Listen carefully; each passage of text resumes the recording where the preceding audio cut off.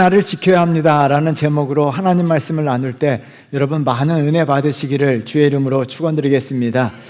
전 세계에 많은 영향을 끼친 혁명가 체게바라라고 하는 사람이 남긴 말입니다. 우리 한번 같이 읽어보도록 할까요? 당신은 당신을 파멸시키는 이 사회에 얼마나 기여하고 있는지 아직 깨닫지 못하고 있다. 여러분, 이 문장 굉장히 중요해요. 사람들은 깨닫지 못하고 자신이 살고 있는 사회를 병들게 하고 더럽게 하고 부패하게 하는데 기여한다는 거예요. 사회가 병들고 부패하고 더러짐으로 말미암아 그것이 결국은 개인에게로 돌아가서 개인을 파괴시키고 파멸시킨다는 거예요. 근데 많은 사람들이요, 세상을 살아가면서 세상을 더럽게 한다는 거예요. 정치인들뿐만 아니라 일반 사람들도 세상을 부패하게 한다는 거예요. 사회가 부패되고 사회가 타락하면요, 그것은 개인의 파멸로 연결되는 거예요. 간접적으로 자기 자신을, 현대인들은요, 자기 자신을 파괴하고 파멸하며 살아간다는 거예요. 간접적일 뿐만 아니라 직접적으로 자기 자신을 파괴하는 사람들도 있어요. 프랑스 아주의 사강의 슬픔이와 안녕이라는 책을 이번 주에 읽다가 보니까요, 이런 문장이 나와서 줄을 쳤어요. 우리 한번 같이 읽어볼까요? 사람은 뭔가 대단한 가치에 목표를 둘 수도 있지만 경박한 가치에 집착할 수도 있다.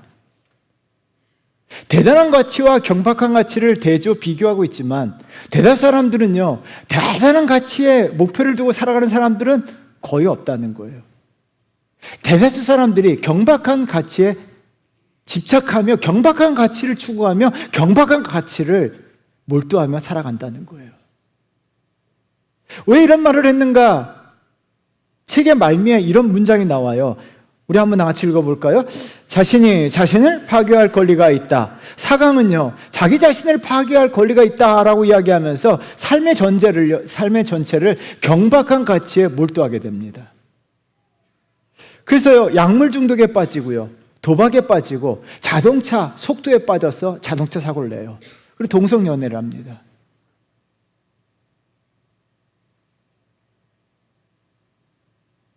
자기 스스로 경박한 가치에 몰두함으로 말미암아 자기 스스로와 자기를 파괴의 길로 돌아서요.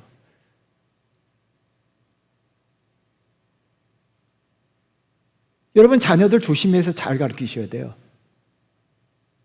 왜요? 경박한 가치에 몰두하게 되면요, 그것이 우리 자녀들이 스스로 자기의 삶을 파괴시키는 거예요. 매일 핸드폰만 바라보고 살아가면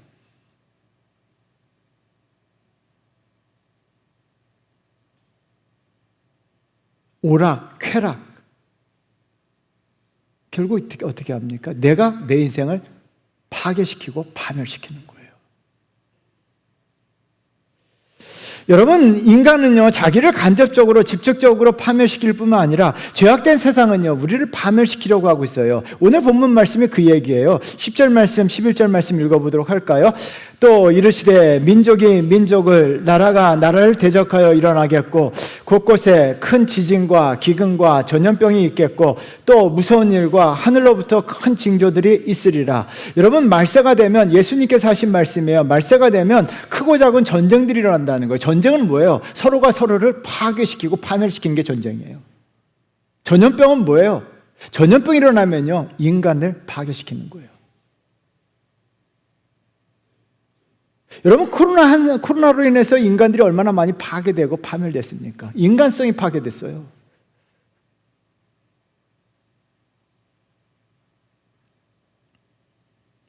인간은 가만히 있으면 파괴되고 파멸될 존재들이에요. 자기 스스로가 아니면 자기가 자기를 파괴하거나 파멸하거나 아니면 세상에 의해서 파괴되고 파멸될 수밖에 없는 게 인간 실존이고 인간 본질이에요. 여러분, 그렇다면요, 우리는 내 자신이 여러분들도 마찬가지, 여러분 스스로 평가해 보세요. 내 자신이 경박한 가치를 추구하며 살아간다면 내 자신이 나를 직접적으로 파괴하는 거예요. 또한 내가 정말 세상을 더럽게 하거나 부패하게 하거나 세상을 아름답지 못하게 한다는 건 간접적으로 내가 나를 파괴하는 거예요.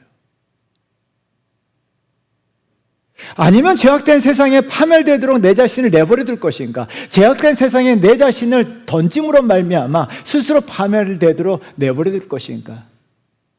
아니면 이런 세상이 나를 파멸하려고 파괴하려고 할 때도 스스로 나 자신을 지키며 살아갈 것인가?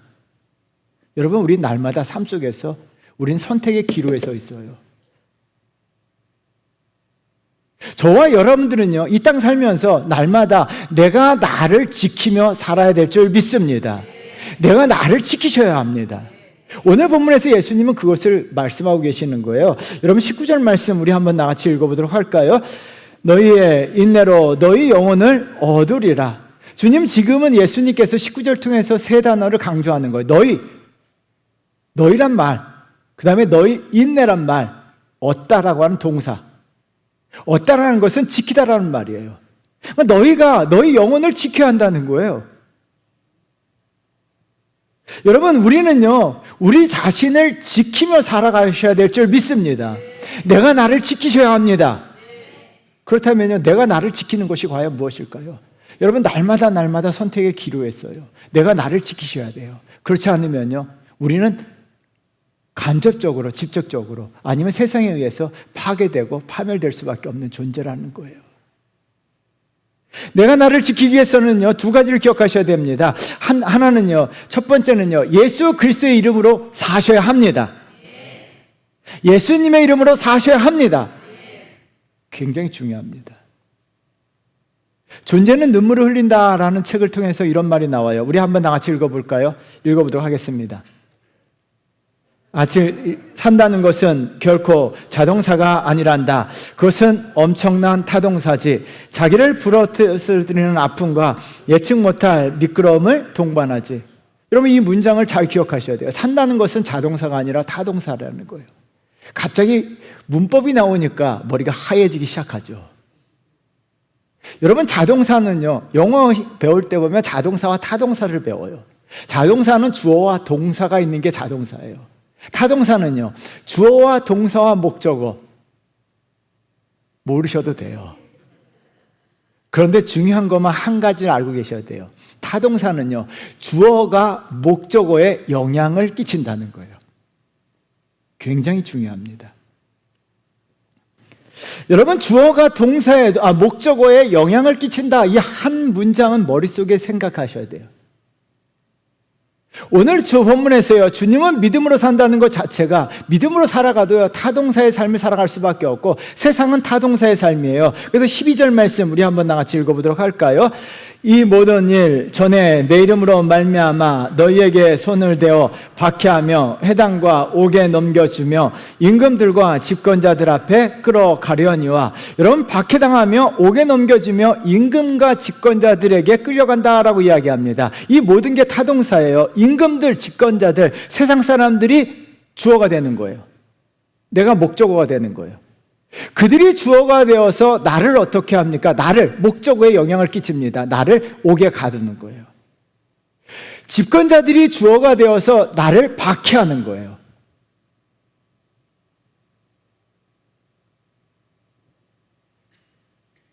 내가 그리스도인으로 살아간다는 거, 내가 예수 이름으로 살아간다는 거 타동사예요. 나는 가만히 있어요. 나는 가만히 있습니다. 그런데 주어들이 내 삶에 영향을 끼치는 거예요. 세상이 주어가 되어서 나를 박해하고 나를 미워하고 나를 옥에 가두고 나를 핍박하는 거예요.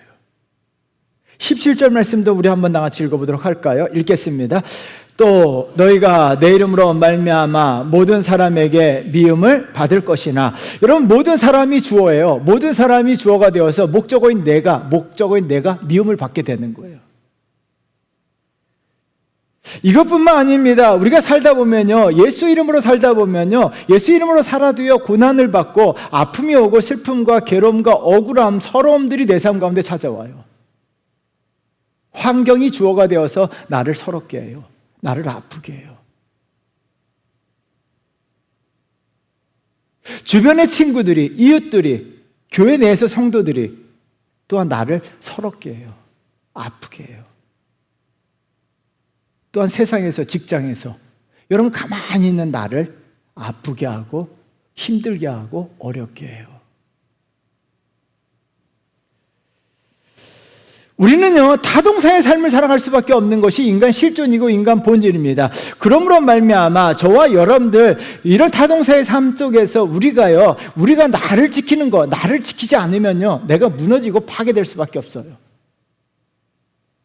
그래서 사람들은 어떻게 합니까? 타동사의 삶을 살아가는 것은 상처받아서 어떻게 합니까? 스스로 파괴되잖아요. 악플의 사람들이 어떻게 무너지잖아요. 연예인들이 무너지는 게 뭐예요? 악플이에요. 타동사기 때문에.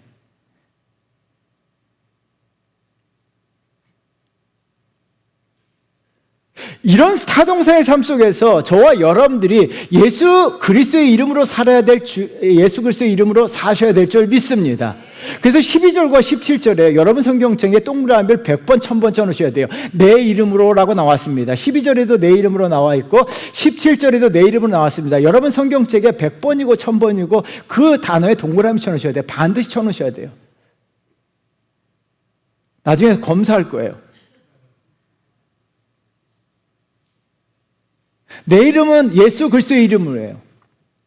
여러분, 이것이 왜 중요합니까? 제가 100번이고 1000번이고 동그라미 치라고 한 이유가 있습니다. 예수 이름으로 살아간다는 것은 예수 이름을 부르고 예수 이름을 찾고 예수 이름을 의지하고 예수 이름을 붙들고 예수 이름으로 나아가는 거예요. 왜 이것이 중요할까요? 여러분, 예수 이름으로 살아가게 되면요, 주어가 바뀌게 됩니다. 예수 그리스도가 내 인생의 주어가 됩니다.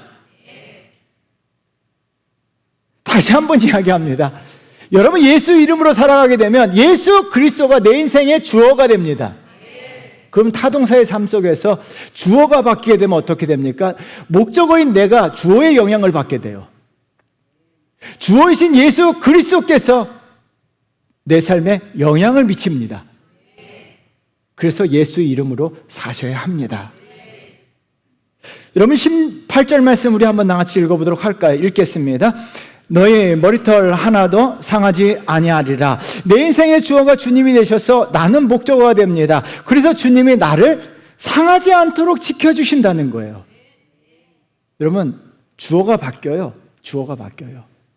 주어가 바뀝니다. 내 인생의 주어가 바뀌어요. 메시지 성경은요, 이렇게 번역해놨습니다. 우리 한번 나같이 읽어보도록 할까요? 그렇더라도 너희 몸과 영혼의 사소한 모든 것까지, 심지어 너희의 머리카락까지도 내가 주어가 누구예요? 예수님. 내가. 목적어는 나예요. 예수님께서 목적어인 나를 보살펴 주십니다. 여러분, 그러므로 말미암아 베드로도 예수님과 동일한 말씀하셨어요. 베드로 4장 14절 말씀 우리 한번 나같이 읽어보도록 할까요? 너희가 그리스도의 이름으로 치욕을 당하면 복이 있는 자로다. 영광의 영 곧 하나님의 영이 너희에 계심이라. 할렐루야. 예수의 이름으로 살다 보면 치욕을 당할 수가 있습니다. 예수 믿는 것 때문에 치욕을 당하고 서러움을 당하고 미움을 받고 박해도 받고 손해도 보게 됩니다. 타동사의 삶을 살게 됩니다. 그럼에도 불구하고 예수 이름으로 살아간다면 예수 그리스도께서 주어가 되셔서 저와 여러분들 목적어들요, 복 있는 자가 되도록 만들어 주십니다. 예수 이름으로 살아갈 때의 이유가 바로 여기 있는 거예요. 예수님께서 주어가 되셔서 나를 복 있는 자로 만들어주시고 하나님의 영이 주어가 되셔서 목적어인 나에게 임하셔서 나를 지켜주시고 인도하여 주실 줄 믿습니다. 그래서 예수님의 이름으로 살아가셔야 돼요. 예수님의 이름으로 살아간다는 것은 곧 내가 예수님을 만나는 거예요. 정채봉 동화 작가의 글인데요, 우리 한번 나같이 읽어볼 거예요. 너무나 좋아서 여러분들과 함께 나누고 싶어요. 우리 한번 나같이 읽어보도록 하겠습니다. 가장 잘못된 만남은 생선과 같은 만남이다. 만날수록 비린내가 묻어오니까. 가장 조심해야 할 만남은 꽃송이 같은 만남이다. 피어있을 때는 환호하다가 시들으면 버리니까. 가장 비천한 만남은 건전지와 같은 만남이다. 힘이 있을 때는 간수하고 힘이 다 따랐을 때는 던져버리니까. 가장 시간이 아까운 만남은 지우개 같은 만남이다. 마음 금방의 만남이 순식간에 지워져 버리니까 가장 아름다운 만남은 손수건과 같은 만남이다. 힘이 들 때는 땀을 닦아주고 슬플 때는 눈물을 닦아주니까. 여러분들, 사람들 세상 속에서 어떤 만남을 갖고 계십니까? 사람들은요, 건전지 같은 만남이에요. 힘 있을 때, 돈 있을 때, 능력 있을 때는요, 막 찾아오고 연락해요. 배터리가 수명이 다 하면 버리는 것처럼요, 여러분 권력 잃어버리고 돈 잃어버리고 가난해지고 인기 잃어버리면요, 버리는 게 사람이에요.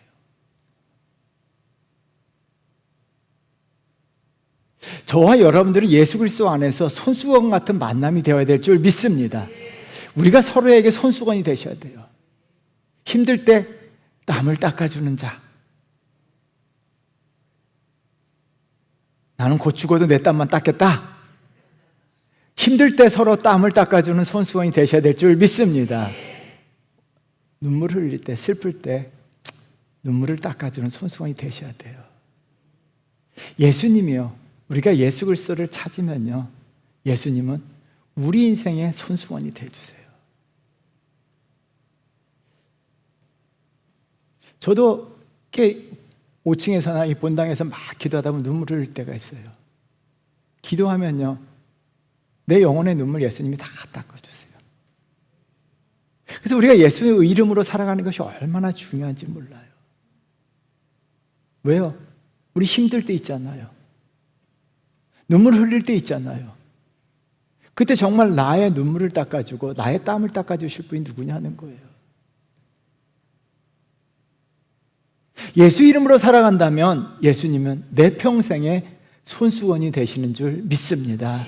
여기서 끝나지 않아요. 주님께서는요, 무엇보다도 손수건이 되어주실 뿐만 아니라 나를 지키는 자가 돼요. 아프리카 줄루족의 인사가 사우보나입니다. 사우보나라는 뜻은 나는 당신을 봅니다 라는 뜻이에요. 이 말이 굉장히 유명해졌어요. 영화를 통해서요. 제임스 카메론의 영화 아바타라는 영화가 있어요. 혹시 보신 분 계시나요? 오늘 설교 듣고 이 영화를 보시면 더 의미가 강합니다. 이 아바타에서 I see you, 나는 당신을 봅니다 라는 말을 계속 사용합니다. I see you. 그들의 인사예요. I see you, 내가 당신을 봅니다. 이것은 두 가지 의미가 있습니다. I love you, 내가 너를 사랑한다는 뜻이고, 또한 I protect you, 내가 너를 보호한다, 지킨다라는 의미예요.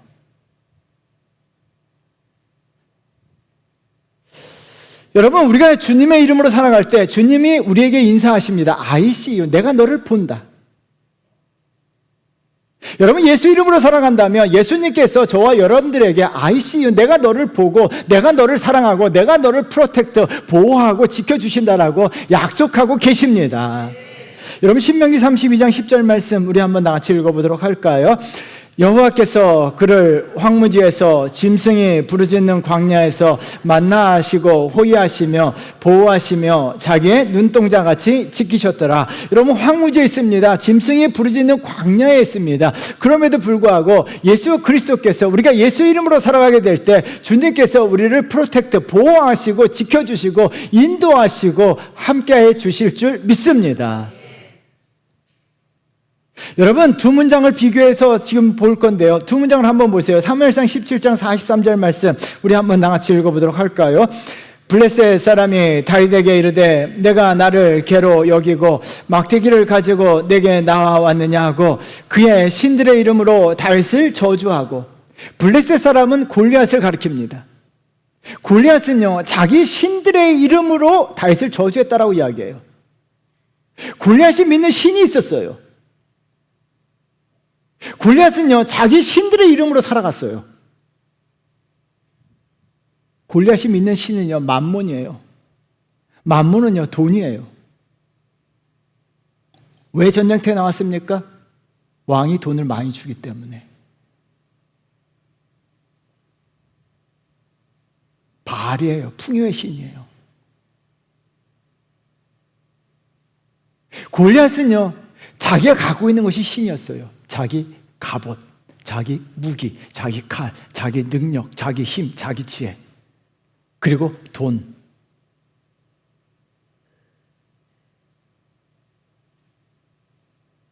그 이름으로 살아갔던 게 골리앗이에요. 그래서 자기 신들의 이름으로 살아갔다라고 이야기합니다. 골리앗도 자기 신들의 이름으로 살아갔어요. 반면에요, 골리앗을 맞다고 있는 다윗은 이렇게 고백합니다. 우리 한번 나같이 읽어보도록 하겠습니다. 다윗이 블레셋 사람에게 이르되 너는 칼과 창과 단창으로 내게 나아오거니와 나는 만군의 여호와 이름 곧 내가 모욕하는 이스라엘 군대 하나님의 이름으로 내가 나아가노라. 다윗은요, 여호와 하나님의 이름으로 나왔습니다. 여러분, 사무엘상 17장 45절은 100번이고 1000번이고 우리가 날마다 읽어야 될 말씀입니다. 다윗은요, 하나님의 이름으로 나아갔습니다. 하나님의 이름을 찾았습니다. 그러자 어떤 일이 일어났습니까? 골리앗이 이겼습니까? 다윗이 이겼습니까? 우린 다 알고 있어요. 여러분, 다윗이 하나님의 이름으로 나아갔을 때 하나님께서 아이시유, 내가 너를 지켜준다, 내가 너를 보호한다, 하나님께서 다윗을 지켜주신 줄 믿습니다. 여러분, 아직도 골리앗과 같은 삶을 살고 계십니까? 여러분 인생에 돈이 전부입니까? 여러분 인생에서 인기가 전부입니까? 권력입니까? 세상에서 풍성해지고 풍요해지는 게 전부입니까? 골리앗은 그 이름으로 살았지만 그것이 골리앗을 지켜주지 못했어요. 골리앗을 지켜주지 못했어요. 전능하신 하나님의 이름으로 다윗이 살아갔을 때 하나님께서 다윗을 지켜주시고 함께 해주신 줄 믿습니다. 다윗은요, 이 경험을 통해서 인생의 중요한 교훈을 얻게 돼요. 그리고 자기의 인생 전체에 하나님의 이름으로 깃발을 세워요. 여러분, 시편 20편 5절 말씀 우리 한번 나같이 읽어보도록 하겠습니다. 우리가 너의 승리로 말미암아 개가를 부르며 우리의 하나님의 이름으로 우리의 깃발을 세우리니 여호와께서 내 모든 기도를 이루어 주시기를 원하노라. 하나님의 이름으로 깃발을 세웠다라고 이야기합니다. 다윗은요, 자기 평생에 오직 하나님의 이름으로 자기 인생의 깃발을 세웠습니다. 왜요? 1절과 2절에 답이 있습니다. 우리 한번 같이 읽어보겠습니다. 환난 날에 여호와께서 내게 응답하시고 야곱의 하나님의 이름이 너를 높이 드시며 성소에서 너를 도와주시고 시온에서 너를 붙드시며. 여호와 하나님의 이름으로 살아간다면, 예수 그리스도의 이름으로 살아간다면 하나님께서 저와 여러분들의 인생의 주어가 되셔서, 예수 그리스도께서 저와 여러분들의 인생의 주어가 되셔서 저와 여러분들을 지켜주실 줄 믿습니다. 그러므로 내가 나를 지키는 것은요, 나는 예수 이름으로 사는 거예요. 날마다요, 사람들은 자기를 파괴하지만 우리가 예수 이름으로 부르며 나아가게 될 때 예수님께서 나를 지켜주시고 보호해주시고 ICU, 내가 너를 본다라고 말씀하고 계세요. 이 은혜가 저와 여러분에게 임하기를 주의 이름으로 축원드리겠습니다. 두 번째는요, 나를 지키기 위해서는 믿음으로 견뎌야 합니다. 믿음으로 견디셔야 합니다. 불교에서는 인생의 본질이 고통이다라고 이야기해요. 또 불교 용어 가운데 하나가 고해라고 하는 단어예요. 고해는요, 고통의 바다라는 뜻이에요. 보여주시겠어요? 여러분, 고통의 바다, 인간은요 고통의 바다 속에 있다라고 이야기해요. 이건 모든 종교가 동일하게, 모든 사회학자들이 동일하게 이야기하는 거죠. 인간은요 고통의 바다에서 헤엄치면서 고통의 바다 속에서 둥둥 떠서 살아갈 수밖에 없는 존재예요. 예수 믿어도 고통, 고난이 찾아옵니다. 아니요, 예수님으로 인해 받는 고난이 있고 아픔이 있고 서러움이 있고 어려움이 있어요. 우리가 예수님 믿는 것 때문에 심한 고통이 찾아온다고 예수님은 오히려 말씀하시는데요. 12절 말씀 우리 한번 같이 읽어볼까요?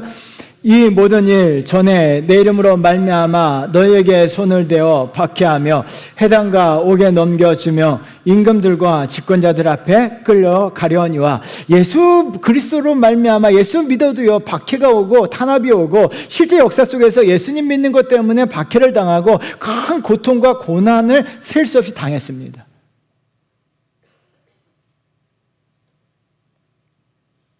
여러분, 우리 조상들이요, 우리 선배들이요, 이런 박해와 고난을 이겨냄으로 말미암아 믿음이 우리에게 계승된 거예요. 우리 부모님 세대들이 이런 박해를 당함으로 말미암아 그들이 끝까지 견딤으로 말미암아 저와 여러분들에게도 믿음이 우리에게도 찾아오게 된 줄 믿습니다. 여러분 16절 말씀도 우리 한번 나같이 읽어보도록 할까요? 심지어 부모와 형제와 친척과 벗이 너희를 넘겨주어 너희 중에 몇을 죽이게 하겠고 심지어 부모, 형제, 친척들에게도 미움을 받는다라고 이야기해요. 우리 친구 목사님 가운데 하나가 대구에서 하는데요. 고등학교 2학년 때 예수를 처음 믿은 거예요. 근데 아버님이 교장 선생님이셨어요. 근데 예수 믿고요. 신학을 가고 목사가 된다니까요. 아버지가 화가 나서요. 곽계목으로 머리를 내렸었어요.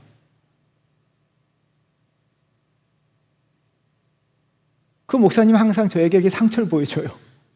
영광의 상처라고. 아버지가 아들을요 각기야목으로 내려치더라고요. 무엇 때문에? 목사 된다고.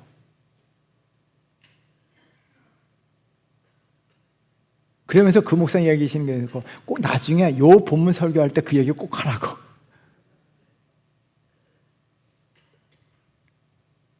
실제 사건이죠. 여러분 이런 고통과 이런 박해를 이겨내고 이 믿음을 지켰다는 거예요. 그게 우리 선배들이에요. 근데 감사하게도 우리는 이런 박해, 이런 탄압은 받지 않아요. 그런데요, 이런 박해와 이런 탄압은 안 와도 심리적으로, 마음적으로 박해와 탄압은 계속되고 있어요. 이런 고난이 찾아오지 않는다 할지라도요, 우리 본질적으로 고통, 아픔, 슬픔, 괴로움, 역경, 어려움, 서러움 이런 것들이 인생에 찾아와요. 여러분 이럴 때요, 내 삶에 박해나 고통이나 고난이나 어려움이나 정말 이런 것들이 찾아왔을 때 어떻게 하느냐에 따라서 내가 나를 지킬 수도 있고 내가 나를 망가지게 할 수도 있어요. 그렇다면 여러분 삶 가운데 예수 잘 믿어도 고난이 찾아옵니다. 이때 여러분들이 그 고난으로 인해서 여러분들이 망가질 수도 있고 여러분이 지킬 수도 있어요. 그럼 어떻게 해야 되느냐? 아주 중요합니다. 빗방울처럼 나는 혼자였다라는 책을 읽어보시면요, 이런 말이 나와요. 우리 한번 나같이 읽어보도록 할까요? 대개 왜 하필 나야 하는 물음으로 우리의 고통은 긴 여정을 시작합니다. 여러분 고난이 찾아오고 심한 어려움이 찾아오면요, 왜 하필 나야? 라는 질문하게 된다는 거예요. 근데 이 질문하게 되면요, 뭐라고 이야기합니까? 고난의 긴 여정이 시작된다는 거예요. 이 말의 의미는 뭐예요? 왜 나에게 이런 아픔이 찾아오고 왜 나에게 이런 고난이 찾아왔느냐라고 질문하면 할수록요, 여러분의 고난, 여러분의 고통은요 끝나지 않는다는 거예요. 오히려 내가 그 고통 속으로 들어감으로 말미암아 고통이 길어진다는 거예요. 예수 믿는 사람들도 이야기합니다. 목사님, 왜 나에게 이런 고난이 왔습니까? 내가 얼마나 예수님을 잘 섬기는데, 내가 얼마나 주일 성수 잘하는데, 내가 얼마나 교회를 섬기는데 왜 나에게 이런 고난이 찾아왔습니까? 라고 질문하는 분들이 있어요.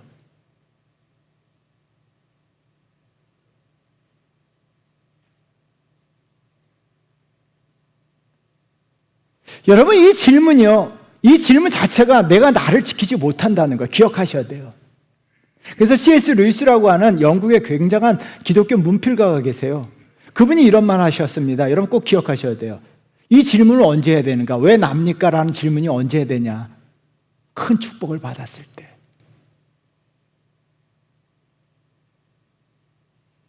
여러분 놀랄 만한 축복을 받았을 때, 정말 상상할 수 없는 복을 받았을 때 왜 하필 납니까? 라는 질문을 던지라는 거예요. 그런데요, C.S. 루이스가 찾아보니까요, 아무도 그리스도인들 가운데서도 큰 축복을 받고요, 잘 되고 형통하고요, 그러면요 왜 하필 납니까? 라고 질문하는 사람이 없다는 거예요. 왜? 이 질문이 필요가 없어요. 내가 잘나서, 내가 똑똑해서, 내가 열심히 해서. 축복받았을 때는요 다 자기 덕분이라는 거예요. 하나님이요 왜 하필 나에게 이렇게 큰 복을 주셨습니까? 라고 물어볼 사람이 한 명도 없다는 거예요. 여러분들 어떠시냐는 거예요. 축복받았을 때는 이런 질문을 하지 않아요. 형통할 때는요, 이런 질문하지 않아요. 왜 하나님, 왜 나를 형통하게 하셨습니까? 그런데요, 삶에 어려움이 찾아오면 왜 하필 납니까? 그래서 축복받았을 때요, 일이 잘 되면요, 교회 신앙생활 다 줘버려요. 자기 잘난 줄 알고. 갑자기 모든 일이 형통하게 되고, 그럼 어떻게 합니까? 자기 잘난 맛에 믿음 다 줘버려요. 그래서 여러분 기억하셔야 돼요. 축복받았을 때는 왜 하나님, 왜 나에게 이런 복을 주셨습니까? 왜 납니까? 라는 질문을 하셔야 돼요. 그리고요, 여러분 삶에 고통이 찾아오고 고난이 찾아오고 서럽고 아프고 슬프고 그러면요,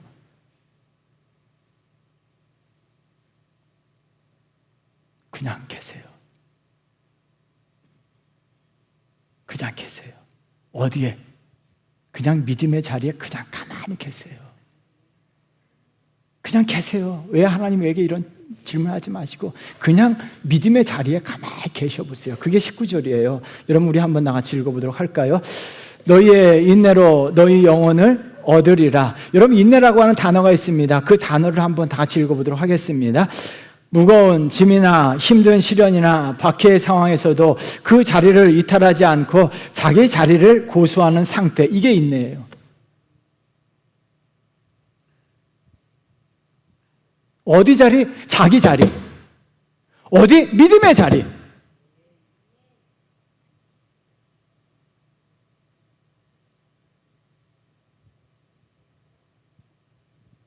그냥 그 자리에 앉아 계시라는 거예요. 믿음의 자리에 그냥 앉아 계시라는 거예요. 물론 그 자리에 앉아 있어요. 그 자리에 앉아 있으라는 거예요. 그 자리에 그냥 앉아 계시라는 거예요. 어디 자리? 믿음의 자리에. 여러분, 황성희 시인의 나무를 모르는 나무라고 하는, 그래서 이런 말이 나와요. 우리 한번 같이 읽어보도록 할까요? 바람이 몹시 분다. 이름도 모르는 벌판에서 나무가 뭔지도 모르면서 나무로 살았다. 바람이 몹시 불어요. 나무는요, 아무리 심한 바람이 불어도 그 자리 지켜요. 나무로 살아가요.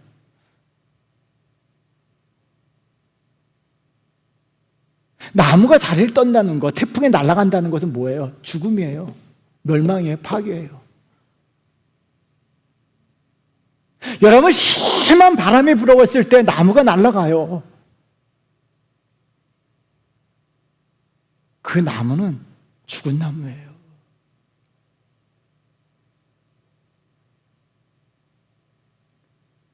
자리를 고수하는 거, 믿음의 자리를 지키는 게 어려움이에요. 믿음 자리 지키는 거 결코 쉽지가 않아요.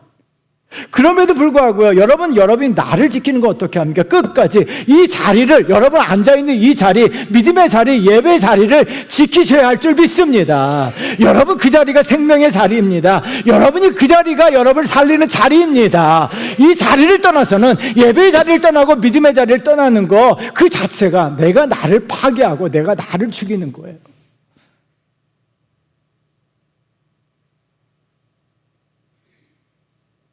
여러분, 자리 지키셔야 돼요. 이 자리 지키셔야 돼요. 이 자리가 생명의 자리예요.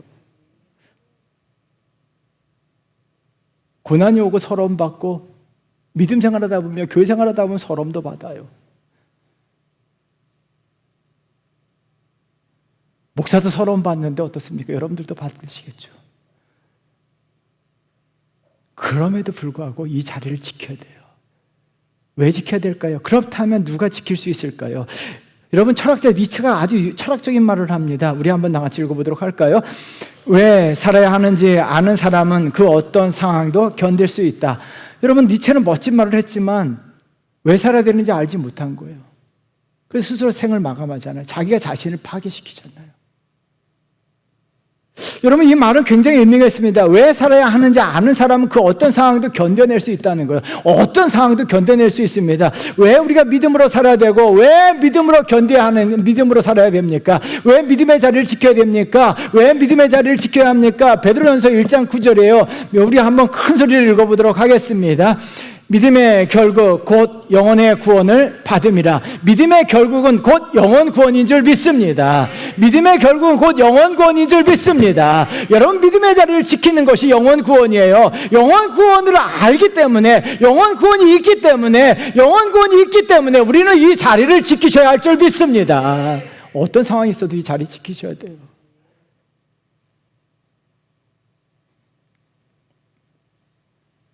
우리는요, 이 자리를 지킴으로 말미암아 천국을 향해 가는 성도예요. 영혼 구원은 천국이에요.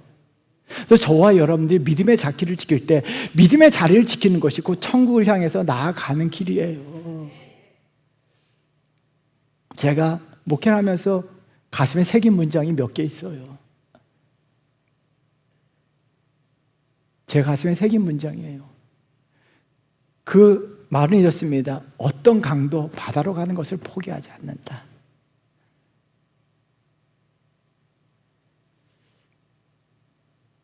바다는 천국이에요. 강이 바다로 감에 있어서요, 평탄하지 않아요. 커다란 바위가 가로막기도 하고요, 흙무더기가 가로막기도 하고요, 커다란 산이 가로막을 때도 있어요. 아니요, 인간들이 커다란 댐을 만들어서 가로막기도 해요. 그런데요, 강은요, 바다로 가는 것을 포기하지 않아요.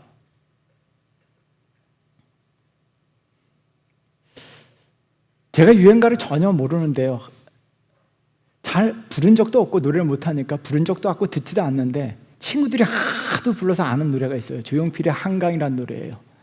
고등학교 다닐 때 불러보라면 모르지만 시작이 이래요. 어제 그래서 그걸 조용필 노래를 들어봤는데 정말 노래를 잘하더라고요. 조용필이요. 한강이라는 노래, 한 굽이 돌아 흐르는 설음. 시작이요, 한 굽이 돌아 흐르는 설음이에요. 신앙생활 하는데 우리가 강이에요. 한 굽이 돌면요, 우리 삶에 나타나는 게 설움이에요. 예수 믿는 거, 내가 정말 예수 제대로 믿고 교회에서 섬기고 봉사할 때도요, 설움이 찾아오고 어려움이 찾아오고 힘들고 좀 아프기도 하고 그래요. 근데 마지막 문장이요, 한강은 흘러간다. 참 멋있더라고요. 박자는 안 맞아도 한강은 흘러간다는 거예요. 바다를 향해서. 제가 어제 그 노래를 보면서, 하나님, 제가 한강이 되겠습니다.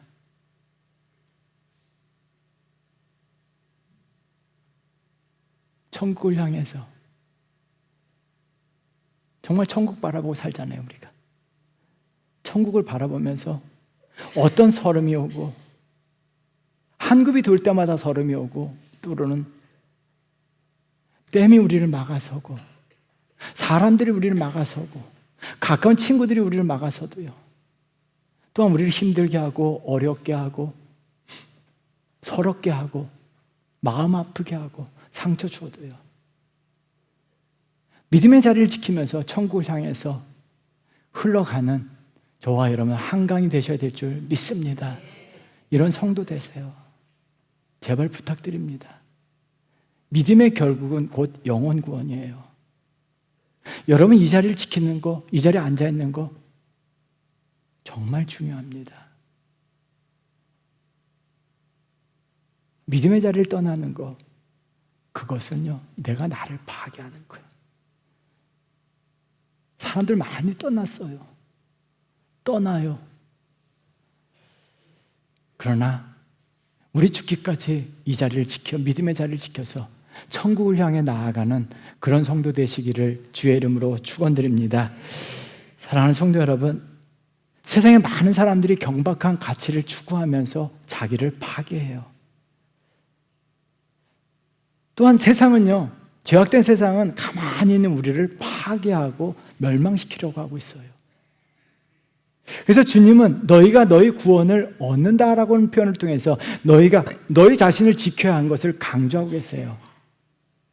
여러분, 내가 나를 지킨다는 것은 간단해요. 내가 나를 지킬 수는 없어요, 실제적으로. 우리는 그래서 주님을 부르고 주님의 이름으로 살아가는 거예요. 여러분, 예수 이름을 불러보십시오. 그래서 우리 부모님들이 했던 말이 있어요. 주여 주여 했잖아요. 왜 주여 주여 했습니까? 주여 하는 그 순간, 예수 이름으로 나아가는 그 순간, 예수 이름을 부르는 그 순간 예수님께서 내 인생의 주어가 되셔서 목적어인 나를 프로텍트, 보호해 주시고 지켜주시고 인도하십니다. 또한요, 믿음의 결국은 곧 영원 구원이에요. 이 자리 지키세요. 그래서 천국 가는 그날까지 한강이 되셔서 천국을 향해서 흘러가는 저와 여러분 되시기를 주의 이름으로 축원드리겠습니다. 우리 찬송